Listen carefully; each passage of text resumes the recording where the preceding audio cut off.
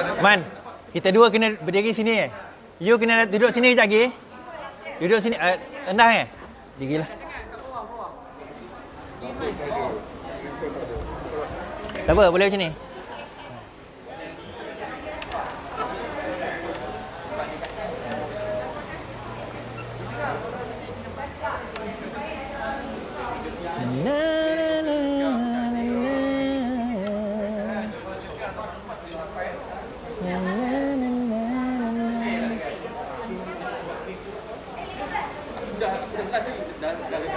Dah lah.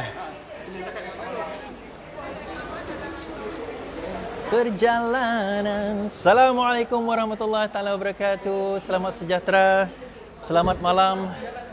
Salam perjuangan, salam reformasi kepada rakan-rakan yang menonton kita pada malam ini. Terima kasih kerana masih lagi bersama saya. InsyaAllah Suri. Dia nak bagi duit. Pada yang masih lagi bersama dengan kita. Gua. Tak ada. Yang tu Manchester United je masuk gua. Liverpool tak. Dia suruh masuk gua. Kita tak payah masuk gua. Sedih? Tak, kita tak sedih. InsyaAllah malam ni kita akan cerita LTL lawan tetap lawan. Kita nak risau apa kan? Warisan kalah. Okey, ni saya nak cerita. Benda ni saya tak boleh cerita sebelum PRN Sabah. Yang ni saya tak boleh cerita sebab saya disuruh jangan cerita. Tapi sebab PRN Sabah dah berlangsung, dah berlalu, maka kita cerita. Alhamdulillah. So dah berlalu, result tu seperti yang kita tak adalah kata nak duga result tersebut. Tapi kalau macam Parti Keadilan Rakyat, sebenarnya result tersebut bagi PKR kita dah duga, cuma kita tak sangka yang Inanam tu akan kalah lah, itu je. Tetapi untuk kerusi lain tu memang kita dah jangka bahawa daripada 7 kerusi tu kita kalah 5. Itu jangkaan.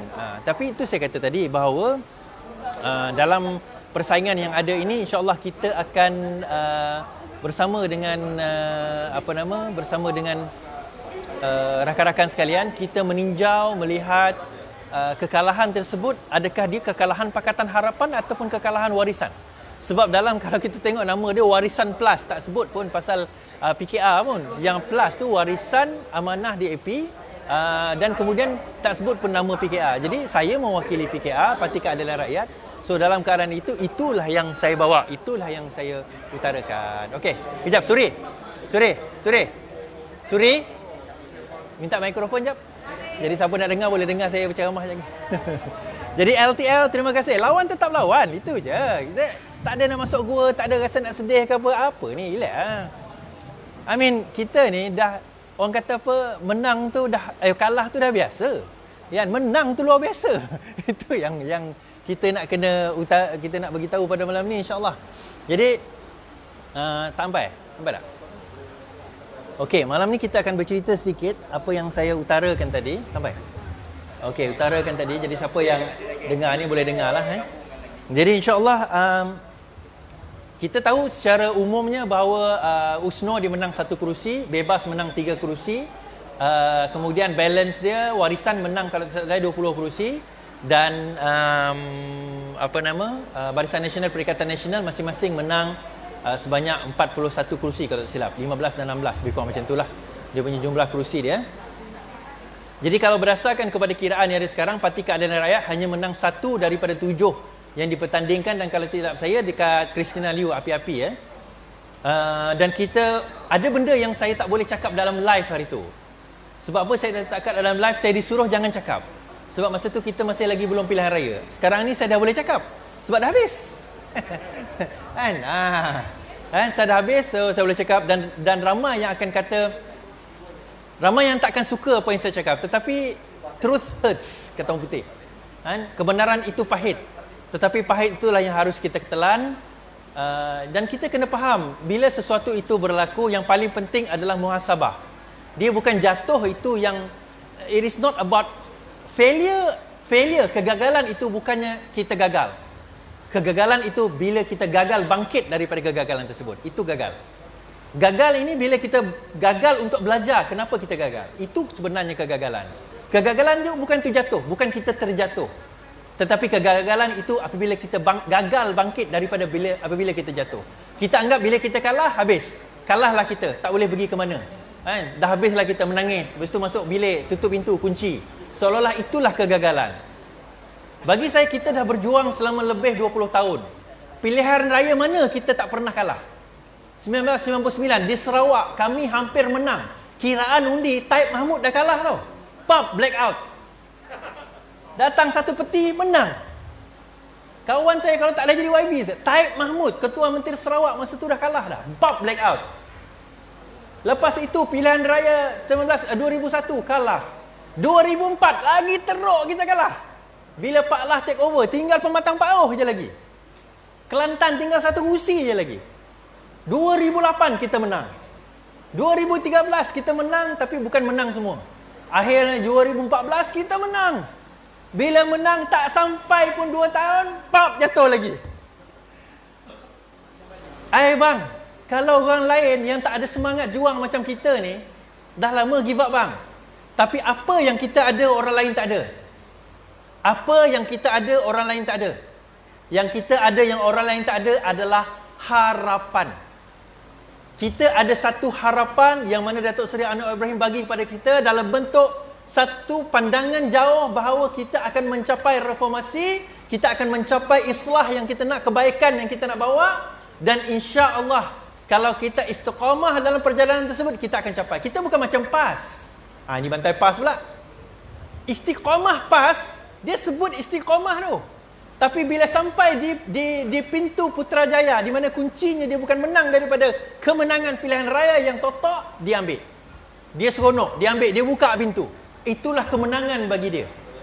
Bagi dia itu dah kemenangan. Tetapi bagi kita itu bukan kemenangan. Sebab saya cerita sebelum ini, apabila kita bercakap soal pilihan raya, politik, tidak ada istilah kalah menang. Ya, kita ada menang kalah dalam pilihan raya, dia jadi kerajaan. Tapi 5 tahun je. Dia bukan kerajaan selama-lamanya. Istilah yang saya nak bawa adalah infinite game. Permainan yang berterusan. Siapa paling tahan nafas? Nafas panjang. Nafas siapa paling panjang? Kalau kita tengok parti yang pergi dan datang. Yang datang dan pergi. Mana dia semangat 46? Mana dia dekat Sarawak dulu Permas? Mana dia parti berjasa? Mana dia parti-parti kecil yang dulu, yang muncul, mungkin dulu besar, sekarang tak ada. Persoalannya siapa dapat bertahan nafas paling panjang. Sebab itu saya cakap hari itu, sebelum ni dalam live saya kata, warisan, dia ada mempunyai satu aset yang sangat besar di Sabah. Apakah aset yang warisan ada? Parti Keadilan Rakyat, PKR. Apakah PKR ini aset bagi warisan? Ya, kalau dia tahu menggunakan aset tersebut. Tetapi sebaliknya, yang ini, perkataan ini, yang orang bagi tahu saya jangan sebut. Pimpinan atasan kata jangan sebut. Sekarang saya sebut. Perkataan saya guna adalah sombong. Ini orang warisan ramai maki saya lepas ni. Sombong. Jangan marah saya kalau saya kritik. Sombong. Apa sombongnya? Kita minta 14 kursi, bukan 41 kursi, tuan-tuan. Daripada 73, mula-mula 60, tambah 13 jadi 73. Masa 60 kita bertanding 7. Masa 73 kenapa kita bertanding 7 juga? Kita bukan parti yang macam warisan baru 2 tahun ditubuhkan. Kita dah berada di Sabah, bertapak di Sabah sejak 1999. Keahlian di Sabah 170,000. Kedua paling ramai di Malaysia selepas Selangor. Bila saya sebut perkataan itu, maksudnya apa? Maknanya, daripada dasarnya, kekuatan Parti Keadilan Rakyat adalah grassroots. And politics and election is all about numbers. It's all about numbers. How you can translatekan benda yang voting tu kepada numbers. Dia siapa-siapa, kalau dua parti bertanding, dia 50% campur 1. Dialah yang menang. So kalau sekiranya, saya bagi satu contoh satu tempat, saya tak nak sebut nama tempat tersebut. Dia bertanding, dicalonkan. Parti dia satu-satunya parti yang bertanding di tempat itu. Satu-satunya parti yang bertanding di tempat itu. Kemudian dia boleh jumpa dengan grassroots cabang tersebut, parti dia parti lain. Lepas tu dia kata boleh tak tolong dia nak bertanding. Tuan-tuan dan puan-puan, saya nak bagi tahu, bukan tak boleh nak menolong. Tapi kalau nak masuk pilihan raya, dua perkara paling asas you kena ada. Pertama duit, kedua jentera. Pertama money, kedua your missionary. Kalau tak ada dua ni, tak payah bermimpi pun nak jadi calon. Hanya kerana aku kenal dengan Mat Sabu, aku kenal dengan Syafiq Abdal, aku kenal dengan Lim Guan Eng, aku kenal dengan Anwar Ibrahim, itu bukan jaminan anda boleh menang di kawasan tersebut. Ini bukan PRU 14. Masa PRU 14 dulu, saya boleh katalah letak tunggul kayu pun kita boleh menang. Sebab rakyat tu masa tu rakyat marah. GST rakyat marah, 1MDB rakyat marah. Masa tu ada Rafizi Ramli yang mewar-warkan kepada kita tentang skandal-skandal ini. Sekarang, siapakah orang semisal Rafizi Ramli yang boleh bercakap tentang itu? Bukan Iswardi Morni. Bukan Iswardi Morni. Sebab saya nak beritahu bahawa aset yang warisan ada di Sabah tak digunakan sebaiknya untuk menghadapi pilihan raya. Kita bukan minta 41 kerusi, kita minta 14 kerusi. 7 kerusi yang dibagi kepada kita tu, 5 kita tahu tak boleh menang. Memanglah kalau tambah dengan 7 tu memang tak boleh menang lagi. Tapi sekurang-kurangnya kuranglah daripada segi jumlah kita nak menang tu kurang. Kalah tu kurang. Sebab itu tuan-tuan dan puan, kesombongan ini kalau warisan tidak berjaya menterjemahkan kembali dalam bentuk, saya kata apa? Dalam bentuk kerjasama.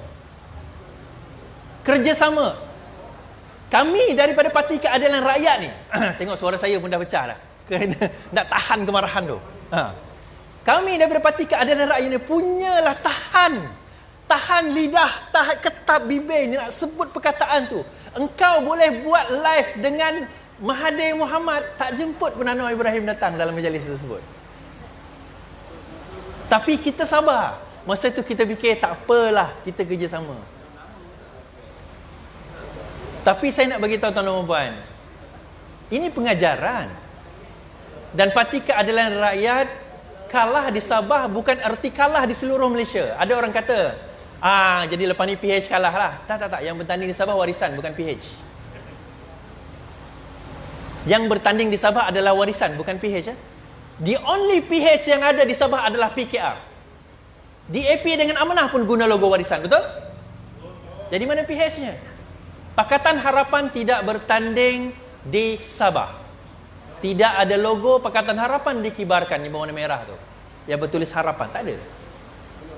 Yang bertanding adalah individual parti. Jadi nak kata Pakatan Harapan akan kalah? Tidak juga. So indikator kepada kekalahan atau kemenangan itu kembali kepada meja perundingan sama ada blueprint kita. It's still everyone's game. Ada orang kata ala ada kalah, memanglah kau cakap macam tu. Tak, kalau kita menang pun saya akan cakap benda yang sama. Kalau warisan menang sekalipun, jangan kita anggap itu indikator kita akan menang PRU 15. It is still everyone's game. Dia sebenarnya terpulang balik kepada usaha kita. Nak ke tak nak kita lepak mamak? Bukan. Nak ke tak nak kita buat kerja? Bukan kata nak lepak mamak. Tuan-tuan, itu yang saya punya ceramah esok sebenarnya kan. Saya tak nak banyak cakap cerita tentang isu semasa sangat. Sebab kalau siapa yang tengok live saya dah tahu dah. Saya pun dah tak tahu kadang-kadang tiap malam saya nak cakap pasal apa dah. Ulang benda yang sama. Khianatan malam nak apa aku nak cakap malam ni kan. Sebab tu kadang-kadang Asrul, mana Asrul? Tanya dengan saya, bang malam ni dah live tak? Saya pun tak tahu nak live ke tidak malam ni. Sebab apa? Sekarang kita tak tahu nak cakap apa dah. Tetapi apa yang saya nak bagi tahu satu perkara. Bahawa every step of the way, setiap perjalanan kita, menang kita PRU itu bukan kemenangan. Kalah kita PRU, PRN, PRK itu bukan kekalahan. Itu hanya satu steps mendekati apa objektif kita. Persoalan utamanya kita buat apa untuk kita nak belajar daripada kekalahan tersebut. Saban kali kita bertanding, kita kalah, YB yang bertanding akan senyap. Itu satu masalah kita. YB bertanding, lepas itu bila kalah, dia hilang. 5 tahun akan datang, muka dia muncul lagi, nak bertanding lagi. Habis orang-orang bawahan yang duduk kerja dengan dia, yang duduk sibuk. Dia sendiri tak pernah nampak muka. Ni saya cerita kat semua, saya cakap semua. Terasa lah. No, apa nama orang kata, saya tak hold any barrels, orang kata. You know why? I've got nothing to lose. Saya adalah ahli biasa Parti Keadilan Rakyat. Tak ada pegang jawatan apa-apa pun. But my point is this. Dapatkah warisan bertahan dalam pilihan raya yang akan datang kalau dia jalan sendiri? Dengan keadaan yang ada sekarang ini, tidak mustahil kalau warisan tidak mahu kembali ke meja untuk berunding dengan Parti Keadilan Rakyat bagi bagi membetulkan, bagi mengubat luka-luka yang diakibatkan oleh mereka, ada kemungkinan besar bahawa warisan akan berjalan sendiri selepas ini. Warisan akan berjalan sendiri selepas ini. Pejuang dah tak ada dah. Mahathir kata PR15 dia tak nak tanding dah. So kalau sekiranya warisan nak berjalan sendiri selepas ini, dia dan kekuatan apa yang dia boleh berjalan sendiri? Dia dan jentera apa dia boleh berjalan sendiri? Suka atau tidak, kita tidak mengatakan tak nak menabik dada PKR lah paling hebat dekat Sabah. Tak. Kita perlukan semua orang. Warisan kita perlu, DAP kita perlu, amanah kita perlu, APCO kita perlu, semua kita perlu. Namun begitu, apabila ada satu parti mendabik dada, dia boleh menang semua kerusi, dalam keadaan itu kita mempersoalkan. Menanglah. Kau menanglah. Sebab tuan-tuan dan puan-puan, saya nak bagi tahu satu perkara. Bila kita jadi kerajaan, semua orang, ramai orang akan datang pada kita. Datuk Seri, Datuk Seri, aku sokong kau 100% Datuk Seri. Ujian sebenar bila kita tak ada apa. Masa tu baru kita akan nampak siapa kawan, siapa lawan. Masa tu kita akan lihat siapakah jentera kita yang sebenar. Yang mana dulu UMNO melompat, bersatu melompat, sekarang ni akan kembali kepada UMNO. Daripada UMNO engkau datang, kepada UMNO lah engkau kembali. Tak percaya di Sabah, esok hari kau dengarlah. Muka-muka orang yang kononnya menyokong bersatu warisan PKR ni semua akan melompat ke sebelah sana. Tengoklah. Sebab itu saya kata kekuatan kita sebenarnya, kekuatan kita yang ada depan, saya pusingkan kamera saya.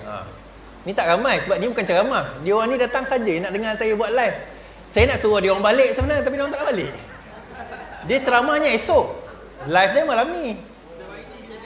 Saya nak suruh dia orang balik. Saya kata apalah, baliklah tidur. Saya kata saya nak buat live seorang-seorang.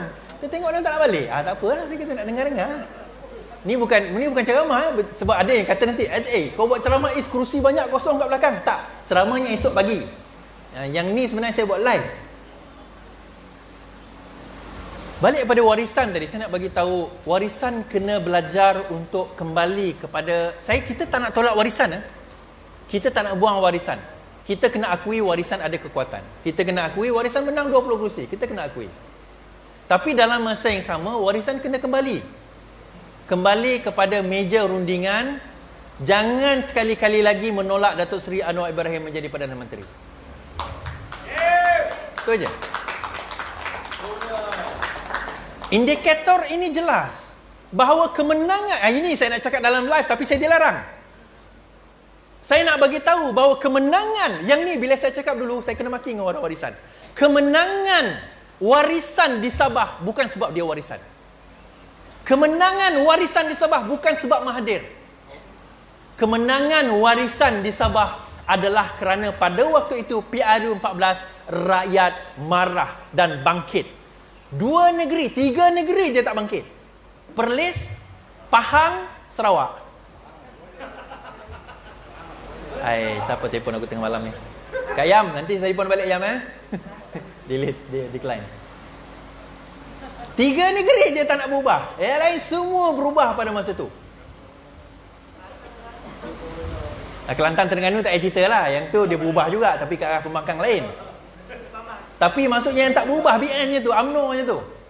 3 negeri ni, yang PAS tu tak payah cerita lah. My point is this. Kalau kita nak kembali pada kekuatan, kita tahu PKR tak boleh jalan sendiri, keadilan tak boleh jalan sendiri. Kita tahu amanah tak boleh jalan sendiri. Kita tahu DAP tak boleh jalan sendiri. Bukan kata tak mampu, boleh. Try lah. 222 parlimen, 500 lebih don. Try lah. Yang kita bertanding 70-80 don pun nak terceret, kita nak keluar duit. Ni 222 pada parlimen. Ini nak kutip duit bina negara pun susah. Kan? Sebab kita bukan orang kaya, tuan-tuan. Kita bukan toke-toke bala.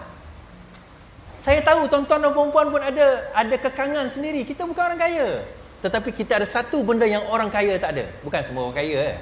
Satu benda yang orang lain tak ada. Kita ada semangat, kita ada tenaga, kita ada masa. Kita ada semangat, kita ada tenaga, kita ada masa. Itu bukan satu, itu tiga. Yang ini, semangat, masa, tenaga ni, duit tak boleh beli. Saya kata apa? Duit boleh beli manusia, tetapi duit tak boleh beli kesetiaan. Duit boleh beli manusia, tetapi duit tak boleh beli kesetiaan. Sebab itu tuan-tuan dan puan-puan, bina kesetiaan kita dengan apa? Dengan memberikan harapan bahawa kita boleh pergi ke arah yang lebih baik. Saya buat live ni, Abang Mantoba kita ada kat sini, Mustafa Mansur ada kat sini, ramai kita punya geng-geng ramai ada kat sini. Ni apa ni? Dapat sini dapat RM1,000. Dapat RM10,000 masuk akaun. Aman? Dapat duit dah? Bantai satu blogger tu adalah. Aku sebut nama kan dia pula panas. Apa kita dapat? Apa kita dapat? Kita dapat satu benda. Puasan tu satu. InsyaAllah pahala. Kita orang Islam, kita percaya tu ke akhirat tu. Kita tak nak satu hari nanti tuan-tuan Allah tanya, Iswardi, aku bagi kau kepandaian belajar sampai ke overseas Aku bagi kau duit sikit. Aku bagi kau tenaga muda. Apa kau dah buat bila kau tengok kebejatan berlaku di negara kau? Apa kau dah buat? Pada masa itu aku tak boleh nak jawab. Saya tak boleh nak jawab. Tapi sekurang-kurangnya saya boleh jawab. Ya Allah, boleh tengok live saya. Live saya ada banyak streaming banyak. Alhamdulillah. Setakat itulah saya buat dinner, saya buat bina negara, saya buat ni, saya buat jual merchandise. Untuk apa? Kita nak pastikan tuan-tuan dan puan, kemenangan ini kita nak, bukan kemenangan sebenarnya, kita nak pastikan rakyat berubah. Saya tak salahkan rakyat negeri Sabah. Jangan salah faham. Saya tak salahkan rakyat negeri Sabah. Mereka memilih, itu hak masing-masing. Namun apabila sesuatu pihak itu berasa bahawa kemenangan itu disebabkan oleh dia, maka hari ini Tuhan telah mengajar bahawa saat dia memberi, saat itu juga dia boleh mengambil. Poinnya apa? Kerjasamalah dengan rakan-rakan yang kita ada. Kerjasama. So, ada satu konspirasi mengatakan, ada kemungkinan tak BN akan bekerjasama dengan warisan? Saya kata not impossible. Maksud not impossible, double negatif ni maksudnya apa? Tidak mustahil. Maksudnya possible lah. Not impossible maksudnya possible lah. Dan melihat kepada dinamika, the fluidity of Sabah, kita akan nampak bahawa kebarangkalian itu ada. Untuk Barisan Nasional UMNO dan UMNO mengajar bersatu bahawa don't mess around dengan UMNO. UMNO sekarang ini menang banyak kerusi tau. Berkemungkinan besar ketua menteri dia adalah Bong Mokhtar. Saya nak sebut perkataan pun tak boleh, nanti kena sensor. Kan? Tapi apa saya nak beritahu tuan-tuan dan puan, insya-Allah dalam perjuangan kita jangan pernah putus asa. Jangan pernah putus asa. Selepas ini saya nak beritahu satu perkara. Saya desak, kami mendesak supaya MPN Sabah dirombak. MPN Sabah dirombak, dilihat kembali, dinilai. Kenapa kita bertanding di 7 dan gagal mendapatkan 14 kerusi? Kenapa kita nak settle down dengan 7 sahaja, sedangkan kita sudah announce 14 kerusi? Kenapa? Apakah kita tidak mampu dari segi jentera, wang, kedudukan? Sedangkan PRU ke-13, kita bertanding di 43 kerusi. Saya tahu bahawa jentera sudah pergi on the ground. Kita dah buat kekuatan kita. Persoalannya kenapa tak mampu? So itu tuan-tuan dan puan, kembalilah kepada meja rundingan. Dan saya nak bagi tahu Tuan Presiden kita, terima kasih Tuan Presiden kerana cuba memperjuangkan sehingga ke masa yang terakhir untuk mendapat keadilan dalam pilihan raya kali ini. Namun begitu kita didinaikan. Dan alhamdulillah, ini bukannya kekalahan, tetapi kadang-kadang dia sebagai tazkirah. Innaha hadhihi tazkirah. Ini adalah satu tazkirah. Sesungguhnya ini tazkirah, peringatan kepada kita. Peringatannya berapa? Jangan sekali-kali kita sombong. Tadi saya ikut kuliah Pak Mus dia baca surah Anas Idza jaa nasrullahi wal fath. Dan apabila telah datang kemenangan. Idza jaa nasrullahi wal fath sayadkhuluna fi dinillahi afwaja. Bila datang kemenangan, kalau kita menang kita selalu buat apa? Kita selalu kata hip hip hooray, ya hebat, kita berjaya, kita kuat. Akulah yang menyebabkan kemenangan. Tapi Allah cakap apa dalam Quran? Dia kata jangan cakap macam tu. Sepatutnya bila menang, kita kenapa? Fasabbih bihamdi rabbika wastaghfir. Bertasbih, bertahmid. Lepas tu, kalau kita baca sirah, dikatakan bila Nabi masuk ke dalam Mekah, pada waktu itu sahabat dan Nabi tunduknya kepala sehingga boleh kena ke pelana unta tu. Sebab apa dia tunduk? Dia kata, ya Allah, aku ni menang. Bukan sebab aku. Dia tak nak ada timbul rasa riak, rasa sombong tu dalam jiwa dia. Bagi siapa yang baru menonton, ini bukan ceramah PAS. Kita orang keadilan tak reti nak buat ceramah agama ke? Reti juga. Dia bacalah juga kitab-kitab tafsir Ibnu Katsir, Qurtubi dan sewaktu dengannya. Bila kesombongan itu ada dalam jiwa kita, maka jangan pernah pelik bila Tuhan tarik nikmat itu daripada kita. Satu tuan-tuan dan puan, insya-Allah jangan takut, jangan kecewa, jangan pernah rasa gusar.